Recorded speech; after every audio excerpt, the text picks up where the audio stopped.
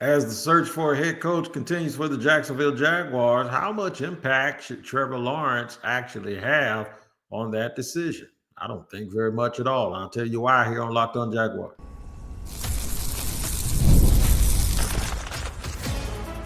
You are Locked On Jaguars, your daily Jacksonville Jaguars podcast. Part of the Locked On Podcast Network, your team every day.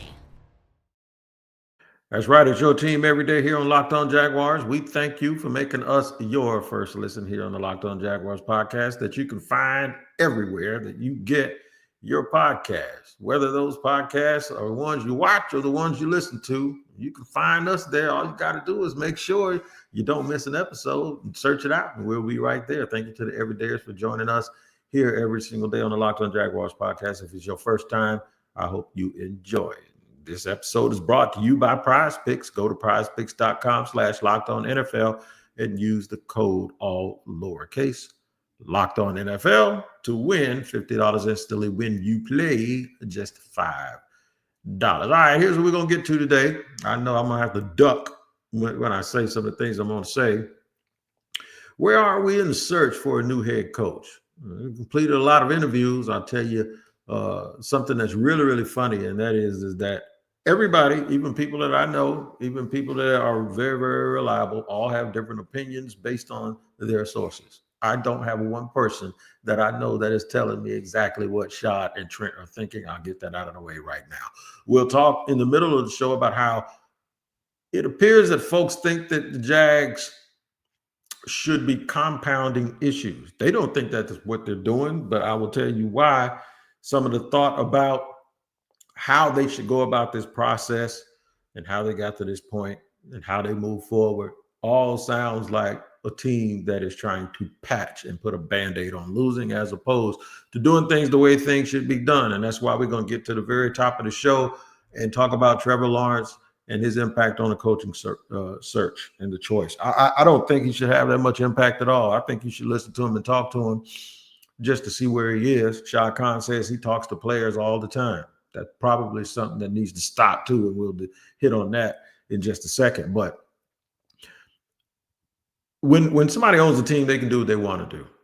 And this stems from a conversation I had last week, and then I saw a video of Louis Riddick, a guy who interviewed for the Jets GM job, of course, an analyst on ESPN and a former director of pro personnel in Washington.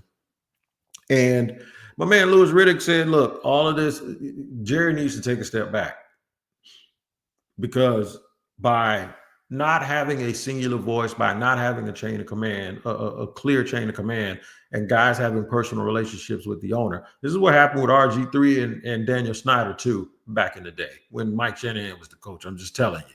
It's never a really good thing. There's nothing wrong with a coach talking to his star players and asking their opinion on things. I would have probably gone to Trevor before I fired Doug and got his feelings on some things. And I don't know if Shad did that or not, but I would understand that more because now you're saying you're asking someone to explain the symptoms of their problems that they're having, right? But I can go to the doctor and I can tell the doctor what's wrong with me and he'll listen to me and then he'll come up with a diagnosis. I am not going to come up with my own diagnosis. I'm not going to write my own prescriptions. I'm not going to tell him what I think my care should be. I'm going to ask him what I believe is best and he's going to do what's best for me. This is the same way I think a football team should be run. Now, Shad isn't going to be the one interfering in business the way some perceive that Jerry Jones does. That's not what I'm saying. But what I am saying is this. There's still people around the league that don't even know if Trevor Lawrence is good as some of us think he is, right? If that's still a question in and of itself, there are other rumors that I've heard, and it's only rumors. I haven't reported it, but I will tell you this. It's out there, even if it's out there just a little bit, that Trevor needs to work a little harder. Not that he doesn't work hard, but to get to the level that folks are putting him on, those guys that do that or those guys that work hard and are as good as the fans think they are and other people even say it, Those guys are maniacal when it comes to their work ethic. I don't know if it's true or not. I'm not saying that he's a sloucher. That's not what I'm saying. But I have heard that he doesn't put the time in that you would think somebody who is elite is. Fair or not fair, okay? But someone like that, at the very least, you can discuss it with them. You can tell them what your plans are. You can reassure them that you're doing the right thing by them. But to think that you need to ask your 25, 26-year-old quarterback who hasn't proven a thing, who's only won one playoff game, to think that he needs to be on the board of directors or some general counsel to explain to you what you need to be doing, I think is a mistake. I think that's part of the problem. You can't lead from the ground up. You have to lead from high. And when you lead from high, you take in consideration what everyone down there is dealing with. You get all of that information and you say, I'm going to do the best thing for you. That's what a leader does. That's what a good GM would do. That's what a good coach does. And I hope that's what a good owner knows, that what a good GM and a coach is supposed to be doing. Don't be listening to your players. I wish my kids would come and tell me what ultimately the decision I make has to do with them. So Trevor told K90 Stevens, my girl Kai, who is a part of the Jaguars communications team down there, who does a lot of work with the Jags. She's also, she was my sister here on Locked On for a while. I'm not going to quote it, but I'm going to paraphrase what I read. He said, yeah, I'm an offensive guy. So, I would love to have an offensive guy for us to grow together and blah, blah, blah, blah, blah. Something like that, right? Here's why you don't ask him. What if you hire Aaron Glenn?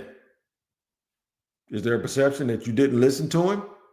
What's the point in asking him if you're not going to listen to him? What's the point in asking him if you're not going to go and do exactly what he wants you to do? You see where I'm going? Why even put yourself in that situation? Don't play 2-7 off suit and poker. Just pack it, because you know what's going to happen. You're going to flop a high pair or a two pair, and you're going to think that's a good hand, and then it's going to bite you when it needs. When at the end when those other two cards come.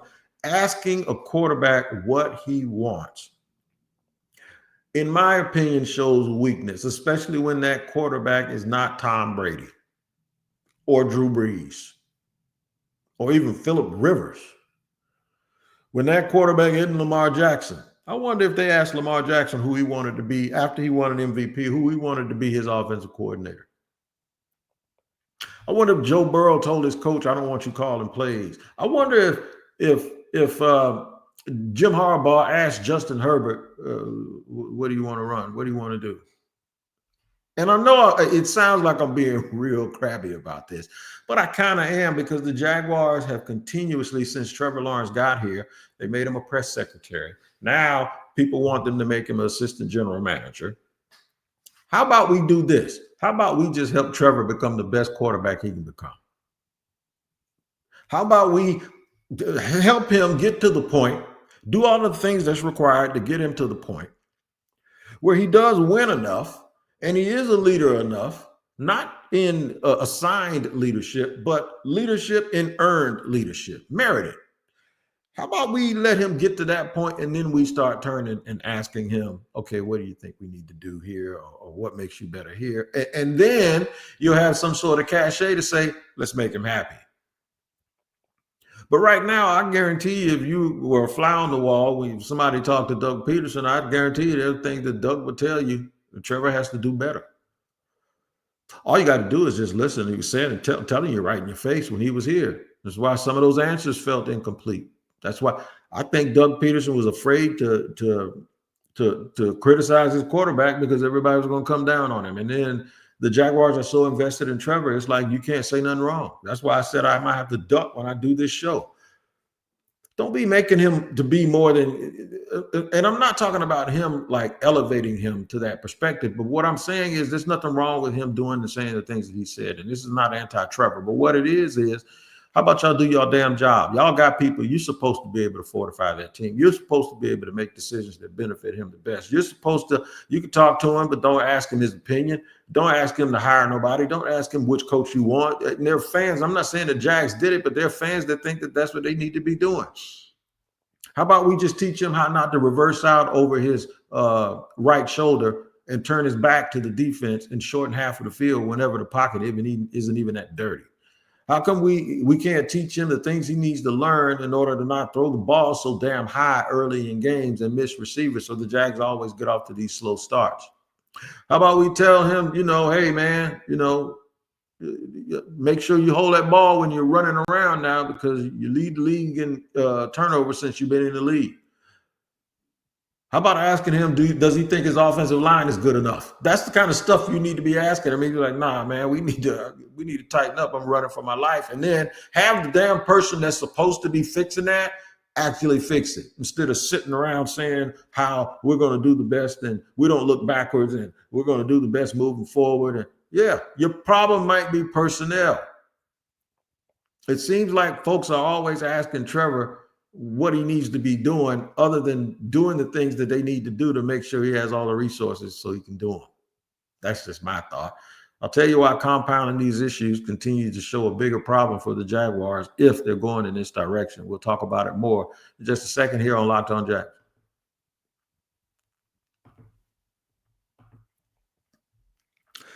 Today's show is brought to you in part by our friends over at PrizePicks. It is playoff time, and if you're like me, you want to make the most of these final weeks of football action.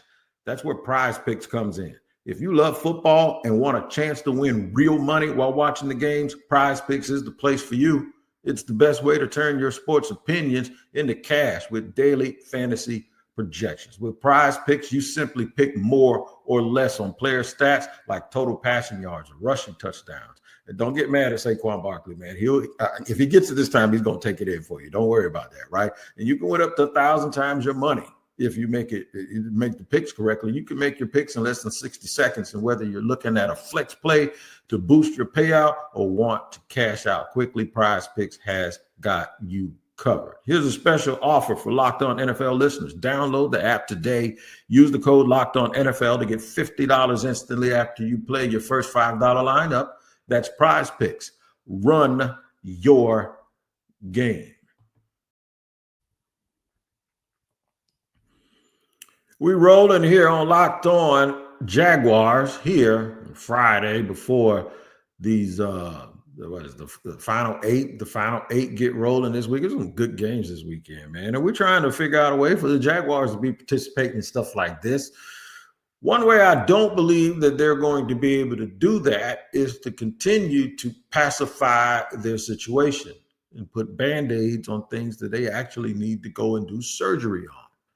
They've already decided, well, at least so far, that they're not going to make a whole bunch of changes in the personnel department, at least while they're doing this coaching search. And I guess that's good for Shad. And some people have told me that they don't believe that that's plausible. I can imagine Shad not wanting to do a GM search and then do a coaching search, right? Like, who's going to help him do a GM search? Who do you think Shad would need to help him to do that? He would probably have to go and pay Ron Wolf or somebody who, Mike Holmgren, pay him to be a consultant and help him find a GM. And then they would have to let that GM find a coach. But if you hear the words of guys like Louis Riddick, they talk about how the chain of command is so important. The reason why I'm making a big deal of folks thinking that it's okay to go and ask Trevor Lawrence, who hasn't proved anything in the National Football League. In fact, if you polled a lot of people, they tell you, based on where Trevor Lawrence is right now, is this where you thought he would be? And if the answer is no, is it better or worse? I guarantee you 90% of the people say, no, this ain't where I thought he would be. And yeah, he's worse than I thought. Because Trevor Lawrence was, you heard John Elway, you heard Aaron Rodgers, you heard Peyton Manning, you heard Andrew Luck, you heard all of these accolades, not even Aaron Rodgers, but Andrew Luck. You heard all of these things like that's the next coming. That's what you're getting. Well, I bet you most people would take Jay Daniels right now over Trevor Lawrence. Yeah, they would. They absolutely would. I wonder how many people would take Baker Mayfield over Trevor Lawrence. If Liam Cohen does leave Tampa, do you think that they ought to go ask Baker Mayfield who needs to be the offensive coordinator? I'm just asking. Trevor Lawrence is fine with me. All right. I've been a big Trevor Lawrence supporter and a defender. But now I'm going to keep it real. This is like how you had that conversation. Like you don't let nobody else talk about your family, but you can say, you talk to your family, you can tell them the truth. Trevor hasn't earned the right for anybody to go ask him anything. That's just me. I as much as I defend him and tell people, oh, shut up, there's a lot of things around him that's going on. And see, that's the thing. You're asking him a question about a coach as if that was the main problem. And I don't believe it was, even though that was sort of the problem. But I don't believe it was. The thing about when you fire people, it seems like when you only do it halfway, and this is why I was banging on the table for them to start completely over. When you only do it halfway, that means you think you identified the problem. How'd that work out when they fired the defensive staff? They got worse. This is the stuff I'm talking about. And folks actually get upset with you for pointing this stuff out. It got worse. They got worse when they just fired the defensive staff and kept Doug and Press and the rest of those guys. How'd it work the year before when they said, you know what? I think we're good in free agency. We got our team, man. We're going to give it a shot with the guys that we have. How'd that work out for you? It didn't.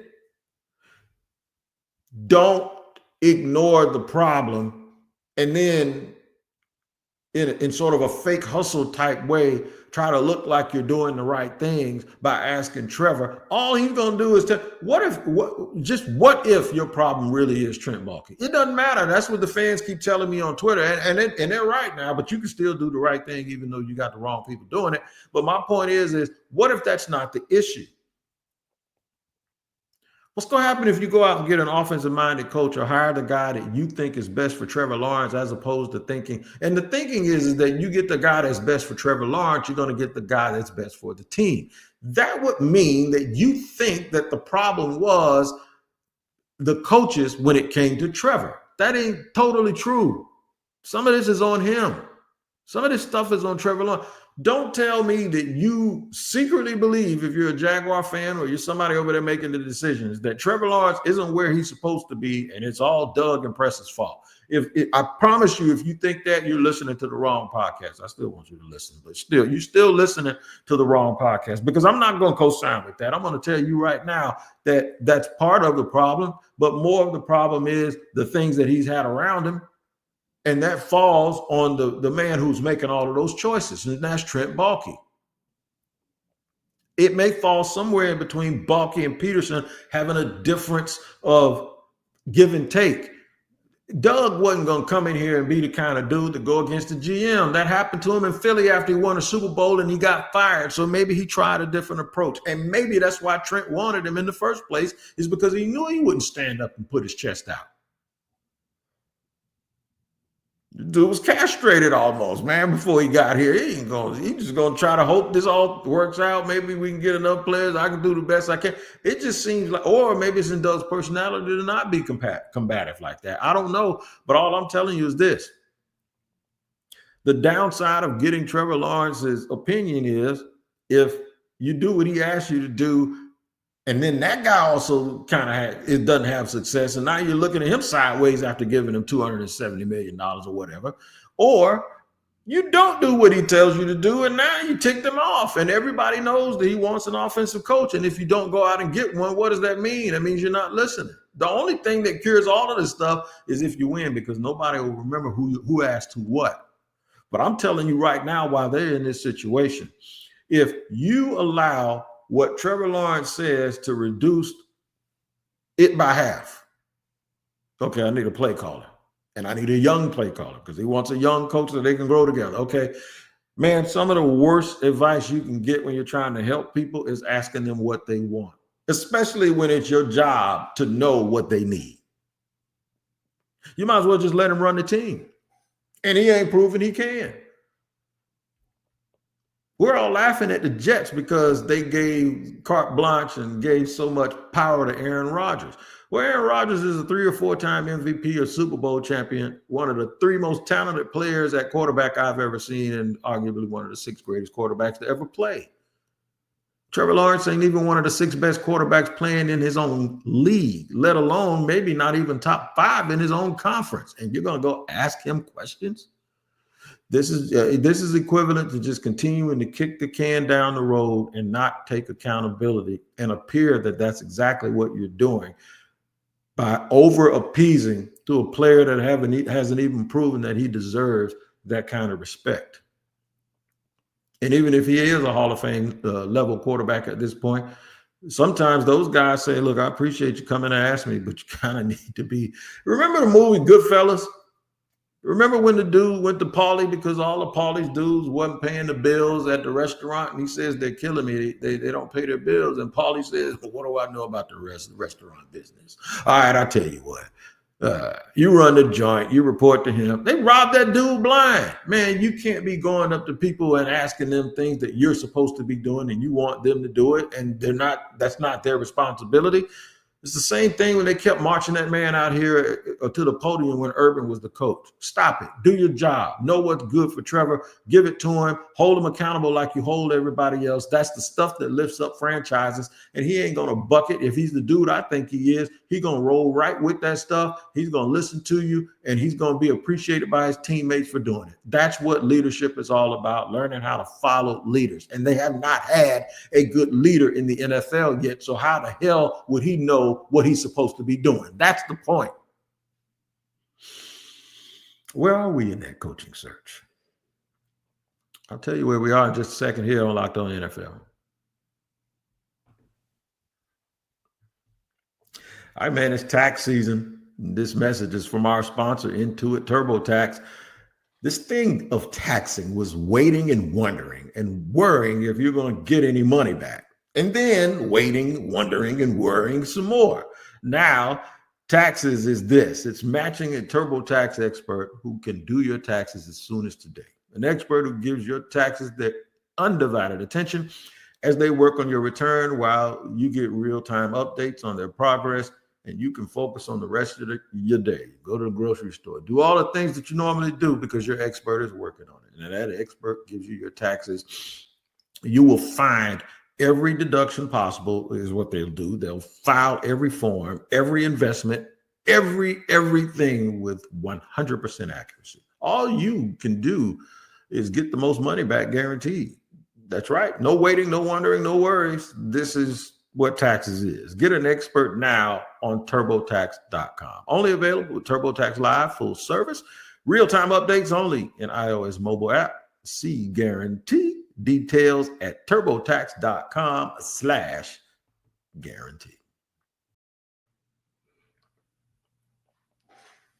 All right, third and final segment here on Locked On Jaguars, where it's your team every day, talking about Trevor Lawrence and his impact on the coaching search and whether the team is compounding issues by continuing to move in this status quo PR way and doing the things that you doing, imitating winners. Yeah, we'll go talk to our star quarterback, but your quarterback hasn't learned it yet. Your quarterback got a lot of things he needs to fix. Y'all got a lot of things y'all need to fix. Y'all got a lot of things. You can't ask him anything until you do all the things for him that he's supposed to have. And y'all haven't done all of the things for him he's supposed to have already. And you got some nerve to even question, to even go to that, man. And I'm looking at y'all, I guess when it started, people may have thought that what I was saying is, why are you dissing Trevor like that? I'm not dissing Trevor. I'm actually helping him. Folks got to stop thinking that help always comes with a smile. It doesn't. It doesn't always come with a hug. It doesn't always come with a pat on the back. Sometimes it comes with just, silver and gold I have not, but I do have a word, and that's what I have right now. I got a word for y'all. Leave that man alone and let him rehab, let him spend time with his family, let him get his stuff together, let him go work with an independent quarterbacks coach, let him come in 5-7 pounds of muscle in the offseason, let him come in fresh, and let him come into something that's new and different and that's conducive to winning, which that has not been the case since he's been in the National Football League. So many people concerned about Trevor having yet another offensive coordinator. It's to the point where somebody told me, we don't need to hire a defensive coach. We need to hire an offensive coach. He doesn't need another offensive coordinator. You do realize that regardless of who you hire, he's going to have a new offensive coordinator, correct? Yeah. And then at some point, usually in the NFL, when you get to a certain level as a quarterback, it doesn't matter who the offensive coordinator is, because you know what he's going to do. He's going to come in and he's going to build with you, and you're going to know what he does, and it's going to match what you do. And it does not matter whether it didn't matter to Josh Allen that they got rid of Ken Dorsey and they brought in Joe Brady. You can change offensive coordinators as long as he's better. It didn't bother Baker Mayfield that he lost Dave Canales after 1 year and he got Liam Cohen. It didn't. In order for you to start losing coordinators, you know what you got to do? You got to win. That's what they need to focus on first. They need to focus on winning, not if we start winning, we're going to lose our coaches. Win first. When's the last time a Jaguars coach got hired away from this team as a coordinator? When? I can't remember the last time one of the Jaguars coordinators got poached. What are you talking about? There's something that creates that situation, and that's winning. Where are they on a coaching search? I think Brian Flores is in today. But, of course, if we want a young offensive coach, he ain't going to matter. Aaron Glenn ain't going to matter. Pete Carroll won't matter. I guess Mike Vrabel didn't matter. You know what I'm saying? The Jaguars are not good enough to me to close their eyes and be myopically focused on just one general thing. You have to first learn how to win before you get to the point where you start worrying about whether or not the coordinator, not the head coach, but the coordinator is going to get poached. That is cart horse. That's what that is. You better want to win first. And I'm not saying an offensive play caller, I'm not saying Ben Johnson or Liam Cohen can't do that. But all I'm telling you is this. What you need to be focused on is winning, and stop focusing on all of the little things that come with winning, because you might not ever get to the winning. And you ain't got to worry about nobody poaching your coach, because you're going to poach him yourself when you fire him, just like they did Doug Peterson, who's an offensive coach who played quarterback in the league that comes from a really, really good tree, who's won a Super Bowl. I mean, it's hitting you right in your face, and you can't even look at it that the thing that you're desiring so much to the point where you don't want to hear any other ideas is the thing that you absolutely just had.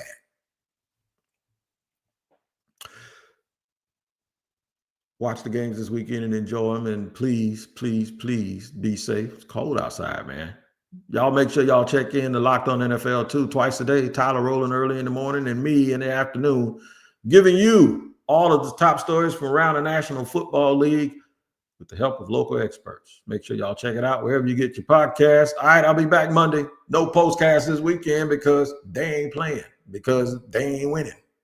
And that's why they don't need to be asking nobody that wears a uniform how they need to win, because they don't know either. All right, we'll talk to you later here on Locked On Jaguars.